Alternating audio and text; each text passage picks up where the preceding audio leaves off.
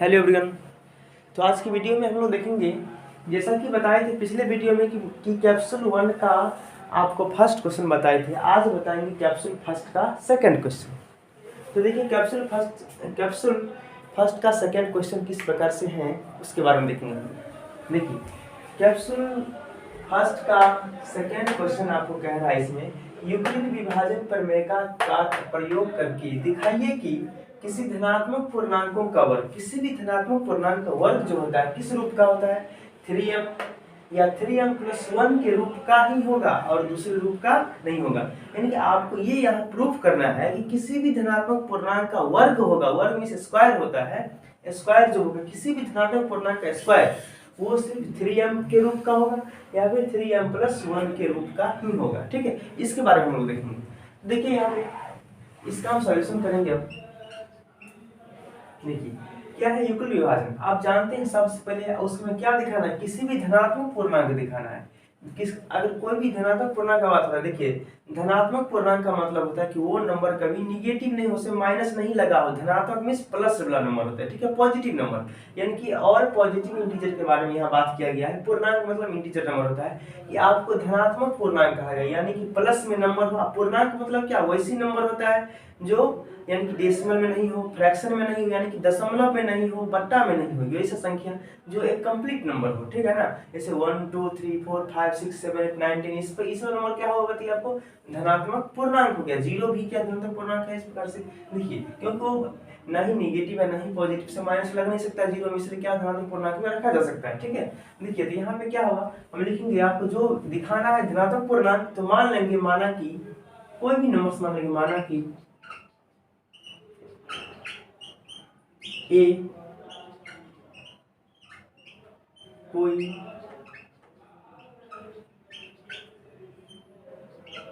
धनात्मक पूर्णांक है। देखिए यहाँ पे मान लिए हैं, माना कि ए कोई धनात्मक पूर्णांक है। ए कोई धनात्मक मान कि ए एक नंबर माने है जो कि वेरिएबल, एक वेरिएबल नंबर माने हैं जो क्या है, एक धनात्मक पूर्णांक है जो कभी नेगेटिव नंबर नहीं हो सकता है। ठीक है, देखिए उसका लिखेंगे हमको किससे दिखाना, किस थ्योरम से, किस प्रमेय से, यूक्लिड विभाजन के प्रमेय से। इसीलिए हम लिखेंगे यूक्लिड विभाजन प्रमेय का द्वारा,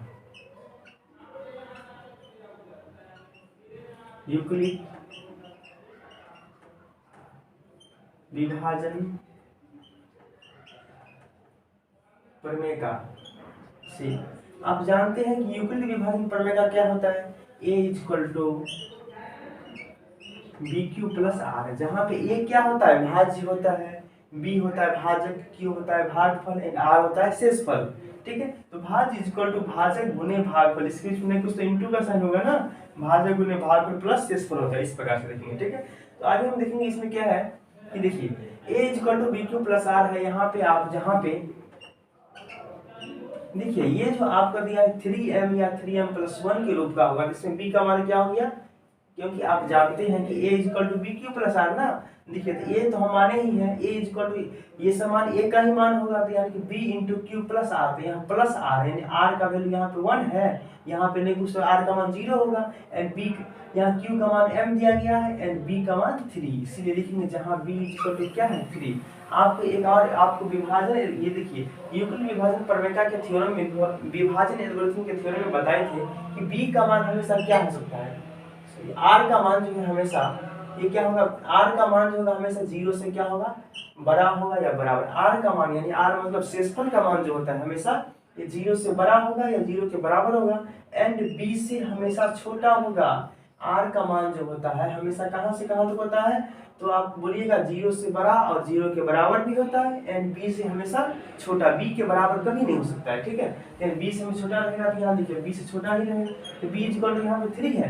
जब b = 3 हो तो r का मान क्या हो सकता है बताइए, 0 के बराबर हो सकता है, तो 0 होगा, उससे हल्का बड़ा 1, उससे हल्का बड़ा 2, लेकिन 3 होगा नहीं, क्योंकि 3 b का मान 3 है ना, इसीलिए आप क्या r का मान लिखेंगे, इसीलिए b का मान जो दिया हुआ ही है, तो r = क्या होगा 0 1 एंड 2 तक ही, क्योंकि 3 पर जाएंगे तो 3 तो b के इक्वल हो जाएगा ना। लेकिन यहाँ पे इस प्रॉपर्टी में क्या कहा गया है कि b का मान जो होगा वो r का मान नहीं होगा, यानी r का मान हमेशा b से स्मॉल ही रहना चाहिए। ठीक है, अब लिखेंगे r का मान ये है, तो लिखेंगे तो देखिए जब हम क्या करेंगे, 3 शेषफल, आर मतलब कि रिमाइंडर होता है शेषफल, तो हम तीनों शेषफल को बारी बारी से इस विभाजन एल्गोरिथम में क्या करेंगे, रख करके और पुट करके इसको क्या करेंगे, आगे बढ़ेंगे। देखिए तो ए इक्वल टू आप जानते हैं, तो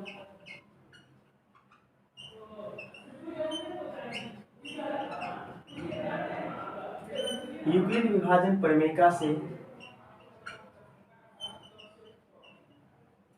यूक्लिड विभाजन प्रमेय से क्या होता है, यूक्लिड विभाजन प्रमेय का जो होता है A equal to B Q plus R. So A equal to B का वैल्यू यहाँ पे कितना है 3, तो पुट करेंगे 3 इंटू क्यू लिखना है प्लस आर का वैल्यू क्या लेना है, जब आर इक्वल टू यहाँ लिख दीजिए कि जब आर इक्वल टू 0, जब आर का वैल्यू हम 0 लेंगे तो क्या होगा, लीजिए 0। सो ए इक्वल टू 3q, किसी भी नंबर में आप 0 को ऐड करेंगे तो क्या हो जाएगा, वही नंबर रहेगा। इसीलिए क्या किए हैं, वहां पे हम r का मान जब यहाँ पे 0 लेंगे तो a इक्वल टू क्या हो गया, only 3q, a equal to आपका 3q हो गया। ठीक है, अब नेक्स्ट हम देखेंगे, हाँ इसमें देखिए एक से और कह रहा है कि धनात्मक पूर्णांक का वर्ग बढ़ रहा है। वर्ग का मतलब क्या होता है, स्क्वायर होता है, वर्ग मतलब स्क्वायर। अब इसका हम स्क्वायर करेंगे, वर्ग करेंगे। देखिए अब ये जो आया सो वर्ग कीजिए, तो लिखेंगे अब हम लोग कि दोनों तरफ वर्ग करने पर इसको मिटा देते हैं हम। देखिए अब ये जो आपका a इक्वल टू 3q आया है, अब a इक्वल टू 3q को हम दोनों तरफ क्या करेंगे, वर्ग करेंगे। तो वर्ग कीजिए a इक्वल टू 3q को, तो a इक्वल टू हम लिखेंगे दोनों तरफ वर्ग करने पर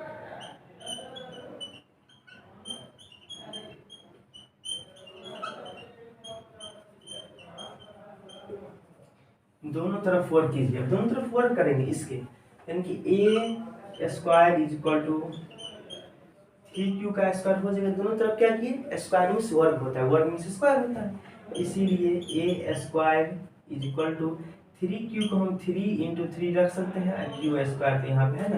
देखिए 3 का भी स्क्वायर होगा, देखिए यह ब्रैकेट के अंदर है 3q, उसके बाहर में है आपको स्क्वायर, मतलब ये स्क्वायर 3 के लिए भी होगा और q के लिए भी होगा। तो इसको 3 का स्क्वायर को हम लिखेंगे 3 इंटू 3 और q स्क्वायर को हम q स्क्वायर लिख देंगे। ठीक है, देखिए लिखेंगे आपको a स्क्वायर इक्वल टू 3 को कॉमन ले लेंगे तो यहाँ क्या बचेगा 3q स्क्वायर। अब देखिए इसको हम m हमको लाना है किस रूप में, 3m के रूप में लाना है, यहाँ 3m के फॉर्म में हम ला लेंगे। तो a स्क्वायर, सॉरी इसके विपरीत यहाँ दिखता नहीं होगा, एक मिनट हम चेक करते दिखता है कि नहीं। हाँ वहाँ तक तो दिख रहा है, एक लाइन और मिटाना पड़ेगा ना। हाँ तो यहाँ पे आपको, यहाँ तो सबको दिख रहा होगा, इसके ऊपर लाएंगे हम। देखिए तो यहाँ पे क्या है, तो a स्क्वायर इक्वल टू यहाँ पे देखिए 3 को हम साइड कर लेंगे तो क्या होगा 3q स्क्वायर। ठीक है, ये आपका आएगा ना, यहाँ पे 3 को साइड किए हैं और ब्रैकेट में क्या लिखे 3q स्क्वायर लिखे हैं। अभी क्या होगा, लिखेंगे a square equal to 3 into, इसको हम m लिख लेंगे। अब लिख लेंगे जहाँ यहाँ पे m जो हम अपने मन से लिखे हैं, अपने मन से हमको प्रूफ करना है 3m, तो हम इस वाले पार्ट को क्या किए m मान लेंगे, जहाँ 3q square equal to m, हम इसको क्या करते हैं m मान लेते हैं। ठीक है ना, इसको क्या कि मान लिए, जहाँ पे क्या है, यहाँ m का वैल्यू 3q स्क्वायर है, आपको a स्क्वायर क्या आ गया 3m। अब इसी को हम दूसरा फॉर्म लिख सकते हैं, या इसी फॉर्म में भी रखिए, ये एक देखने के लिए रख लीजिए, a स्क्वायर इक्वल टू, समझने में आसानी होगा 3m प्लस यहाँ पर शेषफल बताइए, शेषफल नहीं कुछ तो क्या है 0। चलिए अब आगे बढ़ेंगे। देखिए यहाँ पे क्या करें, जब r इक्वल टू 0 रखे हैं, 0 के बाद क्या 1 है ना, अब क्या करेंगे r का वैल्यू एक बार 1 रखेंगे, लिखेंगे जब r इक्वल टू 2, जब r का वैल्यू, r मतलब शेषफल, जब शेषफल का वैल्यू हम 2 रखेंगे तो क्या होगा, देखिए तो यूक्लिड विभाजन प्रमेय से a equal to B Q plus R, so a equal to b का वैल्यू यहाँ 3 है, देखिए b का वैल्यू 3 इंटू इसके बीच में कुछ तो मल्टीप्लाई होता है, इंटू q का वैल्यू यहाँ पे देखिए q का वैल्यू क्यों ही देना है 3 इंटू क्यू, प्लस r का वैल्यू क्या, सॉरी एक बार 0 के बाद 1 लेना है तब 2 लेंगे, इसके बाद 2 लेंगे तो 1 ले रहे हैं। ठीक है, तो a इक्वल टू क्या होगा 3q प्लस 1। अब देखिए फिर से दोनों तरफ क्या करेंगे, वर्ग करेंगे, तो यहाँ लिखेंगे दोनों तरफ वर्ग करने पर, दोनों तरफ वर्ग करने पर,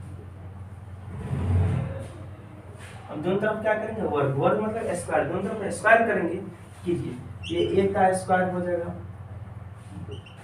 इक्वल टू 3q प्लस 1 का स्क्वायर। देखिए यहाँ पे a का स्क्वायर तो आसानी से कर दीजिए, लेकिन यहाँ पे क्या है, 2 नंबर्स का होल स्क्वायर मतलब a प्लस बी के होल स्क्वायर फॉर्मूले का यूज हो सकता है ना।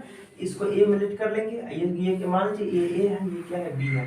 तो आप जानते हैं यहाँ पे हम लिख देते हैं कि a प्लस बी का होल स्क्वायर इक्वल टू क्या होता है, a square plus B square plus 2ab, ये होता है। अब यहाँ पे करेंगे a का वैल्यू यहाँ पे क्या है 3q, तो हो जाएगा आपको 3q का होल स्क्वायर प्लस 1 का स्क्वायर प्लस 2 इंटू ए का वैल्यू यहाँ पे 3q इंटू बी का वैल्यू 1, तो क्या हो जाएगा आपको ए स्क्वायर इक्वल टू, अब देखिए 3q स्क्वायर, 3 का स्क्वायर क्या होगा 9 इंटू क्यू स्क्वायर प्लस 1 का स्क्वायर 1 प्लस 2 3 देखिए कितना 6 6 क्यों नहीं होगा आपको, यानी कि ए स्क्वायर क्या आ गया आपको 9q square plus 1 plus 6q आ गया। अब इसमें देखना है कॉमन क्या लेना है, देखिए इसमें क्या है कॉमन आंसर लिखेंगे। अब देखिए यहाँ ए इसको लिखते हैं यहाँ पे ए स्क्वायर इक्वल टू, देखिए हमको किस फॉर्म में लाना है, एक 3q के फॉर्म का तो आ चुका है यहाँ पे 3m के फॉर्म में आ चुका है। अब एक तो और प्रूफ करना है कि 3m प्लस 1 के फॉर्म में किस प्रकार से आएगा, तो आपको शुरू में 3 लाना है ना, तो हम 3 कॉमन लेंगे। समय देखिए इसमें से 3 कॉमन आएगा, इसमें से, लेकिन इस 1 में से 3 कॉमन आ सकता है, इट इज इम्पॉसिबल, नहीं आ सकता है। तो क्या होगा बताइए, तो यहाँ लिखेंगे इस दोनों को हम एक साइड लिख देंगे पहले, ठीक है, लिख लीजिए इस दोनों को एक साइड में। तो ए इक्वल टू क्या होगा 9q square plus 6q plus 1। अब देखिए इस दोनों में से क्या 3 कॉमन आ सकता है, यस आ सकता है।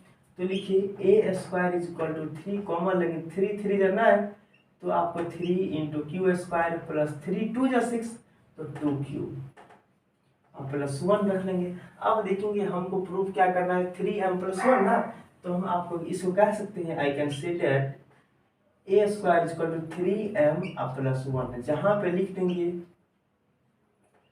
m is equal to m का वैल्यू, ये सब m का वैल्यू हो गया ना 3q स्क्वायर प्लस 2q, जहां पे m का value 3q square plus 2q हो गया है। अब नेक्स्ट क्या प्रूफ करना है सुन देखिए, यानी ए स्क्वायर तो आपको आ गया। अब आपको नेक्स्ट में क्या प्रूफ करना है कि एक और आपको दिखाना है कि r इज इक्वल टू 2। अब r इज इक्वल टू 2 आपको दिखाना है कि किस प्रकार से हाँ होगा। देखिए तो हल्का मिटा देते हैं ऊपर,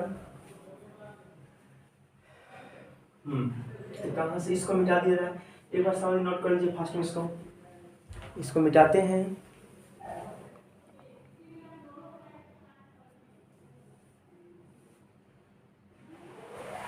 ये सब इसको मिटा देते हैं थोड़ा सा,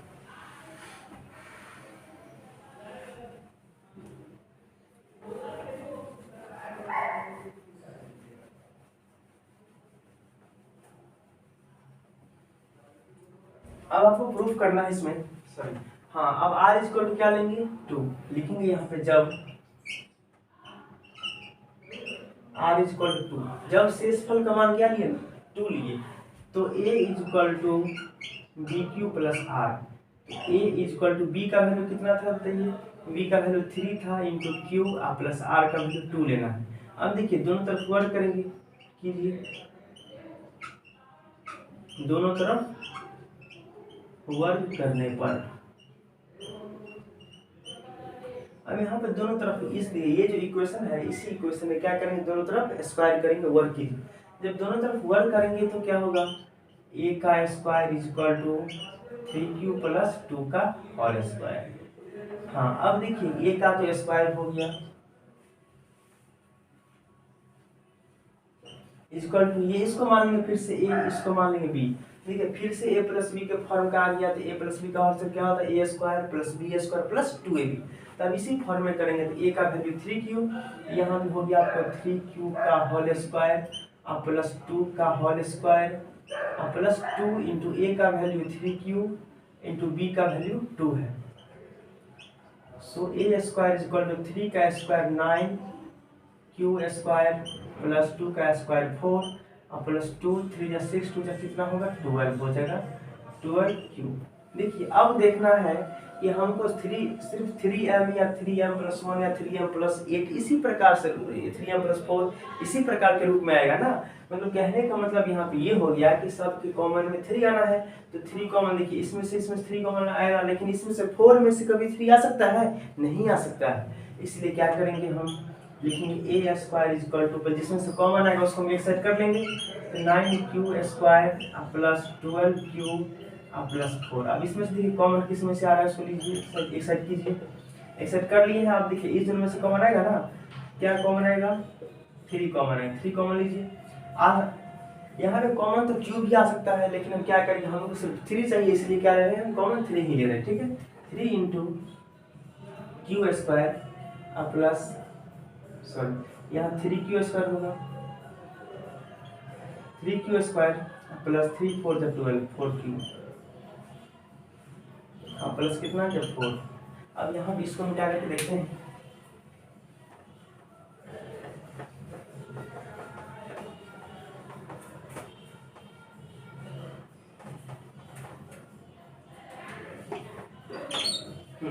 देखिए इसके बाद देखेंगे आपको, तो आपको a² = 3 इंटू, हम इसको क्या करेंगे, इस सबको m लेट कर लेंगे, m 3m + 4 ये लिख देंगे।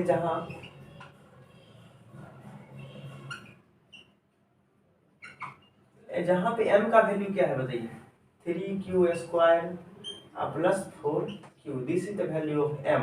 अब हम यहाँ पे एक चीज देख रहे हैं, आप शुरू से देखिए वीडियो को थोड़ा सा बैक कीजिए, उसमें आपको बताए हैं कि आपको जब हम r का वैल्यू क्या रखे थे, 0 रखे थे, तो आप देखिए जब हम r का वैल्यू 0 रखे थे तो आपको आया था क्या कि a² का वैल्यू था हमको 3m, a का वैल्यू क्या था, 3m था, इस प्रकार सॉरी a का वैल्यू 3q था, a का वैल्यू 3q।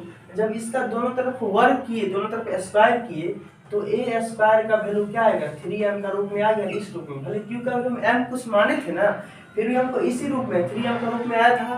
चलिए अब देखना है आपको, जब a हम जब r का वैल्यू 1 रखे थे तो a 3q प्लस 1 आया। जब दोनों तरफ वर्ग किए तो a² हमको आया था 3m प्लस 1 के रूप का आया था ना। अब देखिए जब यहाँ पे क्या किए हैं, r 2 रखे हैं, तो हम क्या आया, जब इनपुट हम दिए यहाँ पे क्या r, तो आउटपुट हमको क्या आ गया, a² = 3m, क्या है 3m प्लस 4 के रूप का। इससे हमको ये सीखने यहाँ पे देखने को मिला है कि देखिए जब हम r का वैल्यू 0 रखे तो आप उसका स्क्वायर करने पर भी क्या आया, यहाँ पे 3m है, अब प्लस नहीं कुछ तो शेषफल 0 हो सकता है, किसी नंबर में 0 जोड़ने पर कोई फर्क नहीं पड़ेगा, मतलब कुछ नहीं है, मतलब शेषफल क्या 0 है ना। तो यहाँ पे 0 का जब शेषफल हम 0 रखे, जब r का वैल्यू 0 रखे हैं, तो आज का इसका स्क्वायर, इसका वर्ग भी क्या आ गया, हमको 0 आ गया। जब यहाँ पे शेषफल का मान 1 रखे हैं, तो यहाँ पे इसका स्क्वायर भी क्या 1 आया है ना। यहाँ पे देखिए जब हम यहाँ पे r का वैल्यू 2 रखे हैं, तो यहाँ पे 2 नहीं आया। इसके कहने का मतलब ये होगा कि जब आप r का वैल्यू 0 रखे तो 3m का रूप ही आएगा, मतलब r का मान यहाँ 0 आएगा। और जब हम r का वैल्यू 1 रखे तो 3m प्लस 1, यानी कि शेषफल आपको 1 ही आना चाहिए। अगर 2 रखे तो 2 ही आना चाहिए, लेकिन ये तो आ नहीं सकता है, यहाँ पे क्या 4 आ गया, इसीलिए ये आपका क्या होगा, यानी इस रूप का नहीं हो सकता है, सिर्फ वर्ग क्या होगा 3m या 3m प्लस 1 के रूप का ही होगा। लास्ट में लिखना है आपको, अतः यहाँ लिखते हैं किसी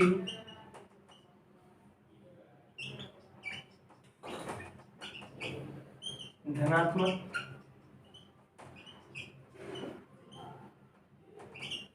पूर्णांकों का वर्ग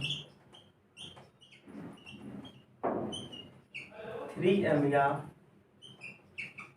3m प्लस 1 के रूप का ही होगा। दैट्स द प्रूफ, यही आपको प्रूफ करना है। Thank you very so much. अब नेक्स्ट वीडियो में हम लोग को कैप्सूल फर्स्ट का क्वेश्चन नंबर 3 बताएंगे, ठीक है। अगर आपको वीडियो अच्छी लगे तो लाइक, सब्सक्राइब और शेयर कर दीजिएगा। Thank you very so much.